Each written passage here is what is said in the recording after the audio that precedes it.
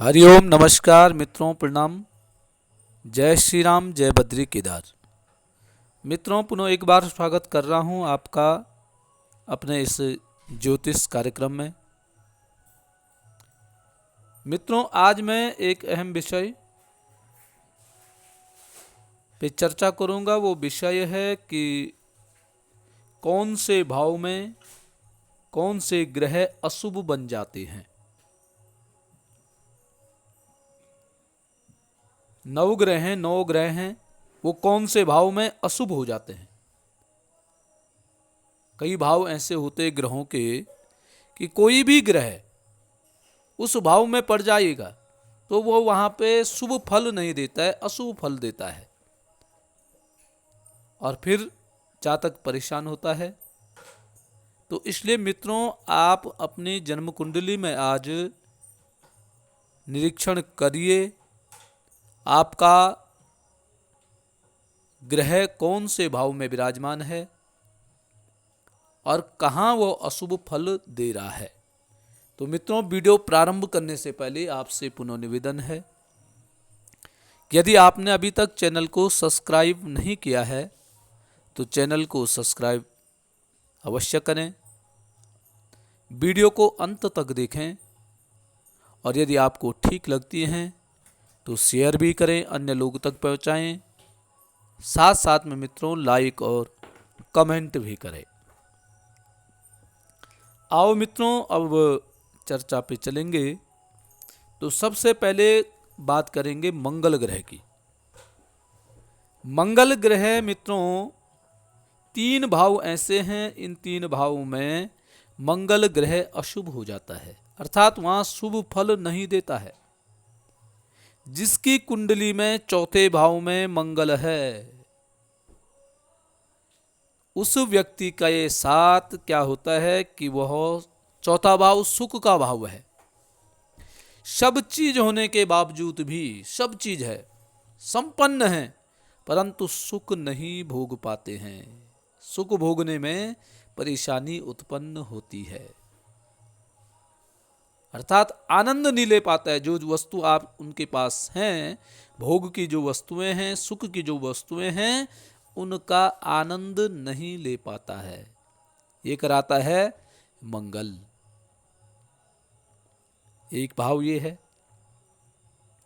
दूसरा भाव है मित्रों सप्तम भाव। सप्तम भाव क्या है? पार्टनर का भाव है, ठीक है, अपने साथी का भाव है, पति का भाव है, पत्नी का भाव है, सप्तम भाव। तो सप्तम भाव में जिसका मंगल है तो उनका जो है दाम्पत्य जीवन में उतार चढ़ाव होता है, एक दूसरे को समझ नहीं पाता है। पार्टनरशिप में यदि आप कोई कार्य कर रहे हैं तो वहां भी परेशानियां उत्पन्न करने लग जाता है। और तीसरा भाव है मंगल का 12वां भाव। 12वें भाव में यदि मित्रों मंगल ग्रह आपका विराजमान है तो 12वें भाव का मंगल भी आपको एक तो क्रोधी बनाता है और व्यय भाव है। 12वां भाव है व्यय का भाव। तो व्यय भाव में जब मंगल अशुभ हो जाता है तो अनाप शनाप खर्चे होने लग जाते हैं। कोई पैसा आपने किसी अच्छे कार्य के लिए रखे हैं तो वो कहीं गलत जगह खर्च हो जाते हैं। तो ये मंगल का है तीन भाव, चौथा भाव, सप्तम भाव और 12वें भाव में जिसका मंगल है तो ये इन तीन भाव में अशुभ फल देता है। अब बात करेंगे मित्रों चंद्रमा का। चंद्रमा भी जन्म कुंडली का मुख्य ग्रह, मन का कारक है और यदि मन ही जिसका खराब है तो उसके लिए समस्या पैदा हो जाती है। अब मंगल वो चंद्रमा कहाँ कहाँ अशुभ हो जाता है? एक तो है सबसे पहले छठा भाव। छठा भाव क्या है? रोग का भाव है। छठा भाव क्या है? शत्रु का भाव है। आपके छठवें भाव में यदि चंद्रमा विराजमान है तो ऐसा व्यक्ति को सबसे पहले छोटे मोटे दुख बीमारियां चलती रहती हैं। कब हुआ? कोई सी थोड़ी सी लापरवाही की और उसको रोग होने शुरू हो जाते हैं। शत्रुओं का पता नहीं चल पाता है। उनके शत्रु क्या होते हैं? शांत प्रवृत्ति के शत्रु होते हैं। ऐसे व्यक्ति का शत्रु पहचानना बहुत मुश्किल हो जाता है। दिखने में शांत, मुंह सामने आपकी तारीफ करेगा और पीठ पीछे आपकी बुराई करने लग जाएगा। छठवें भाव कई चंद्रमा की एक निशानी है। दूसरा है अष्टम भाव। अष्टम भाव में यदि चंद्रमा है तो ऐसे व्यक्ति को भी स्वास्थ्य के लिए बहुत खराब कर देता है। छोटी सी, जैसे मौसम चेंज हुआ वैसे बीमारियां शुरू होने लग जाती हैं। मतलब रोग प्रतिरोध क्षमता कम हो जाती है। किसी भी ज़्यादा गर्मी भी झेल नहीं पाता है, ज़्यादा सर्दी भी झेल नहीं पाता है, ज़्यादा उमस या कोई भी मौसम है उसमें झेलने की क्षमता कम कर देता है अष्टम भाव का चंद्रमा। अब तीसरा भाव कौन है चंद्रमा का? 12वां भाव। 12वें भाव में जो चंद्रमा जिसका हो जाता है तो 12वें भाव में चंद्रमा वहां भी अशुभ हो जाता है। व्यय कराता है, शारीरिक परेशानी उत्पन्न करा देता है, सुख नहीं भोग पाता है, आनंद नहीं ले पाता है, कोई न कोई परेशानियां चलती रहती है, आर्थिक परेशानी होती है और मन खराब हो जाता है, भय होता है कहीं मेरा खर्चा न बढ़ जाए, कहीं मुझे ये न हो जाए, अनेक प्रकार की मन में शंकाएं उत्पन्न हो जाती हैं। 12वां चंद्रमा ये कराता है। अब बात करेंगे मित्रों सूर्य की। सूर्य के भी तीन भाव ऐसे हैं जहां अशुभ हो जाता है। एक है छठवां भाव, एक है सप्तम भाव, एक है अष्टम भाव। इन तीन भावों में सूर्य अशुभ फल देता है। छठवें भाव में है सूर्य, तो सूर्य छठवें भाव में भी रोग का भाव है, शत्रु का भाव है। तो यहाँ छठवें भाव में यदि सूर्य बैठा हुआ है तो यहाँ अशुभ फल देता है। अशुभ फल का मतलब रोग देना, बीमारियां उत्पन्न कर देना, लड़ाई झगड़े की प्रवृत्ति मन में आना। सप्तम भाव में सूर्य है तो सप्तम भाव होता है पार्टनर का भाव, तो पार्टनर से अनबन, बार बार अपने को ही सर्वोपरि सिद्ध करना सप्तम भाव का सूर्य कराता है। अष्टम भाव में सूर्य यहाँ भी अच्छा फल नहीं देता है, बीमारियां उत्पन्न कर देता है और अचानक दुर्घटनाएं, ऐसी स्थिति भी पैदा सूर्य कर देता है अष्टम भाव में रह करके। अब है बुध। बुध भी मित्रों, बुध के दो भाव हैं, एक है छठवां भाव और एक है 12वां भाव। छठवां भाव में बैठ करके बुध सबसे पहले ये देख लो कि ये गुप्त रोग उत्पन्न कर देता है। ऐसे रोग जिसको कि हम बता नहीं सकते हैं उसको कहते हैं गुप्त रोग। ऐसे गुप्त रोग छठवें भाव में रह करके बुध उत्पन्न करने वाला हो जाता है। तो बुध भी छठवें भाव में रह करके अशुभ बन जाता है। और दूसरा भाव है 12वां भाव। अब 12वां भाव देखो, जिनका बुध होता है ऐसा व्यक्ति हंसी मजाक वाला होता है, परंतु 12वें भाव के बुध वाले व्यक्ति को बहुत जरूरी सुनना चाहिए कि 12वें भाव में जिस जिस व्यक्ति का बुध ग्रह है वो ध्यान रखें, मजाक करें, परंतु मजाक में ऐसी बातें न बोल दें जो कि अपने के लिए समस्या उत्पन्न करने लग जाता है। क्योंकि लोग आपके मजाक में आपके सामने हंसते हैं और पीठ पीछे उन बातों पे अमल करते हैं और आपकी बातें इधर उधर करने का कार्य करते हैं, जो कि आपके लिए गंभीर परिणाम भुगतने पड़ते हैं। अर्थात बिना लड़ाई झगड़े किए हुए आपके शत्रु उत्पन्न होने लग जाते हैं। तो मित्रों, ये करता है 12वें भाव का बुध। अब बात करेंगे बृहस्पति ग्रह के बारे में। बृहस्पति के हैं 4 भाव। चार भाव कौन कौन से हैं? एक है मित्रों तीसरा भाव, एक है छठवां भाव, एक है आठवां भाव और एक है 12वां भाव। इन चार भाव में बैठ करके बृहस्पति ग्रह अशुभ हो जाता है। अब सबसे पहला है तीसरा भाव। तीसरा भाव क्या है? पराक्रम का भाव है। पराक्रम भाव में जब बृहस्पति ग्रह बैठता है तो ऐसा व्यक्ति लड़ाई झगड़ा इत्यादि करेगा तो इसके बहुत गंभीरता से सोच करके करता है और बहुत ज़्यादा सोचते हैं। कई लोग ऐसे होते हैं कि लड़ाई झगड़े करते हैं, थोड़ी देर बाद भूल जाते हैं, परंतु जब जिस व्यक्ति का तीसरे भाव में बृहस्पति ग्रह पड़ जाता है, ऐसा व्यक्ति किसी से यदि लड़ाई झगड़ा इत्यादि करता है तो वो आजीवन उसका ये समझो हो गया है, उसके बाद उसका मन नहीं बदल सकता है। थोड़ा सा भाई बंधुओं का भाव भी होता है, छोटे भाइयों का भाव होता है, तो तीसरे भाव में यदि बृहस्पति ग्रह बैठा हुआ है तो छोटे अपने से छोटे भाइयों के लिए भी यह शुभ फल नहीं देता है। छठवें भाव में बृहस्पति, फिर ये रोगेश है।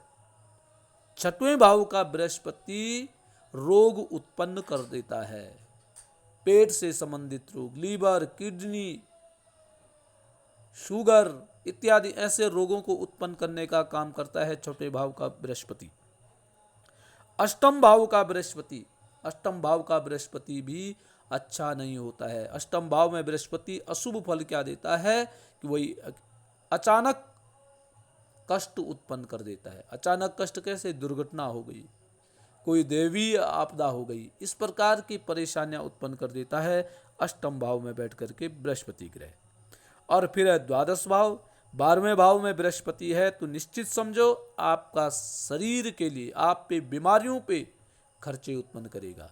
बीमारी कुछ नहीं है, यहाँ भी गई वहाँ भी गई, इधर उधर भ्रमण करते रहे, बीमारियाँ कुछ नहीं निकली और केवल खर्चे होते रहे। ये काम कराता है 12वें भाव में बैठ करके बृहस्पति। अब मित्रों बात करेंगे केतु ग्रह की। केतु ग्रह जन्म कुंडली का एक अहम ग्रह होता है। केतु को हम सामान्य ग्रह समझते हैं, परंतु बहुत अहम भूमिका केतु ग्रह निभाता है।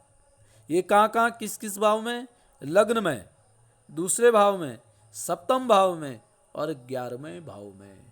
इन चार भाव में यदि केतु ग्रह बैठा हुआ है तो ये भी अशुभ बन जाता है। लग्न में, जिस व्यक्ति का लग्न में केतु बैठा हुआ है वो अपने प्रति चिंतन नहीं करता है, अपने लिए कुछ नहीं करता है, सोचता नहीं, अपने बारे में सोचता नहीं है, विचार नहीं करता है, ये केतु कराता है।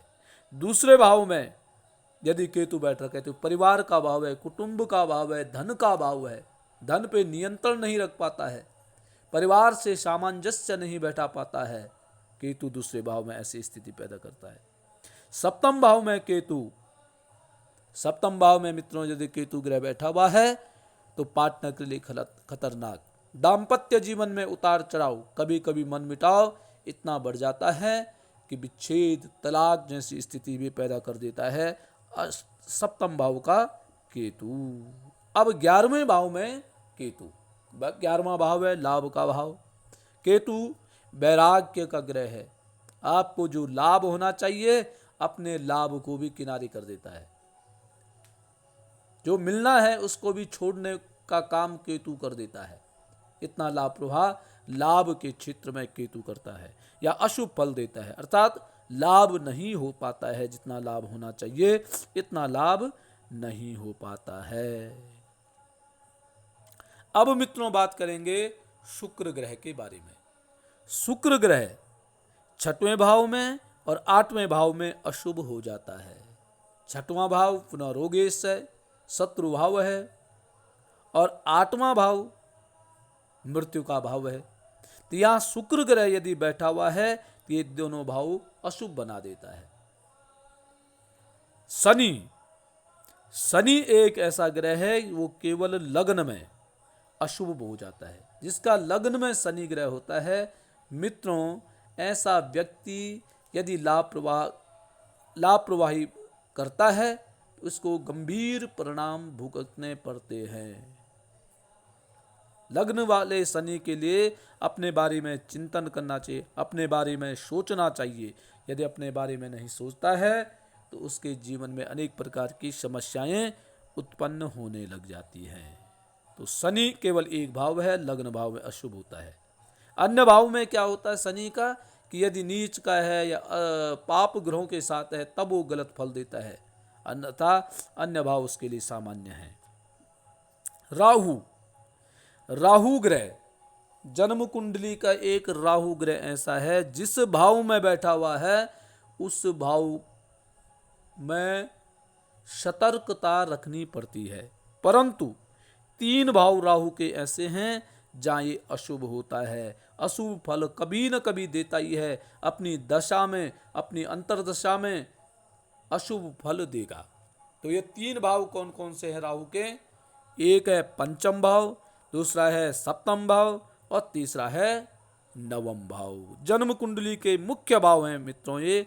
पंचम भाव होता है बुद्धि का भाव, संतान का भाव, सप्तम होता है दाम्पत्य का भाव, पार्टनर का भाव, और नवम हो गया है भाग्य का भाव, धर्म का भाव।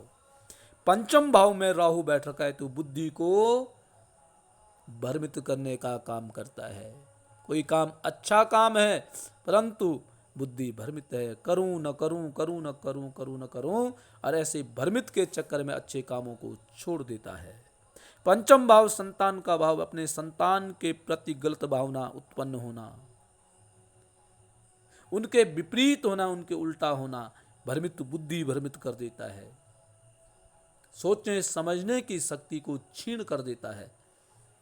तो पंचम भाव में जिस व्यक्ति का राहु है उसको सोच समझ करके निर्णय लेना चाहिए। घर परिवार में सबको पूछ करके निर्णय लेने चाहिए। दूसरा है सप्तम भाव में राहु। मित्रों, सप्तम भाव में जिस भी व्यक्ति का राहु है सबसे पहले अपने दाम्पत्य जीवन को बचाने की कोशिश करनी चाहिए। छोटी छोटी बातों को, छोटी छोटे भ्रम पैदा नहीं करने हैं, अन्यथा ये बहुत बढ़ जाते हैं और फिर दाम्पत्य जीवन सुखमय व्यतीत नहीं होता है। और तीसरा स्थान है भाग्य भाव। नवम भाव में यदि राहु ग्रह बैठता है तो भाग्य गड़बड़ करता है। भाग्य ऐसे व्यक्ति का साथ नहीं देता है। ये ऐसा व्यक्ति अधार्मिक बन जाता है, धर्म के प्रति उसकी रुचि कम होती है, नास्तिक बन जाता है, और जो काम सुगम से प्राप्त होने चाहिए थे उसमें अशुगम हो जाता है, बहुत कठिनता से वह कार्य प्राप्त हो जाता है। अर्थात ऐसे व्यक्ति का भाग्य कदापि साथ नहीं देता है। तो मित्रों, ये अशुभ भाव हैं, ये ग्रह इन भावों में अशुभ हो जाते हैं। तो जिनके भी जिस भाव में ऐसे ग्रह पड़े हुए हैं तो उन ग्रहों का पूजन करके उनको शांत किया जा सकता है, या उन ग्रहों के बारे में समझ करके और उसका उपचार करना चाहिए। अपने जीवन में परिवर्तन लाना चाहिए, अपनी आदतों में परिवर्तन लाना चाहिए, बदलने की, स्वयं को बदलने की कोशिश करनी चाहिए, क्योंकि ग्रह अपना फल देते ही देते हैं। इसलिए स्वयं को बदलने के लिए अपने को मजबूत करने की कोशिश करनी चाहिए। तो मित्रों, आज के लिए बस इतना ही। कल पुनः किसी नई जानकारी के साथ आपके सामने प्रस्तुत होऊंगा।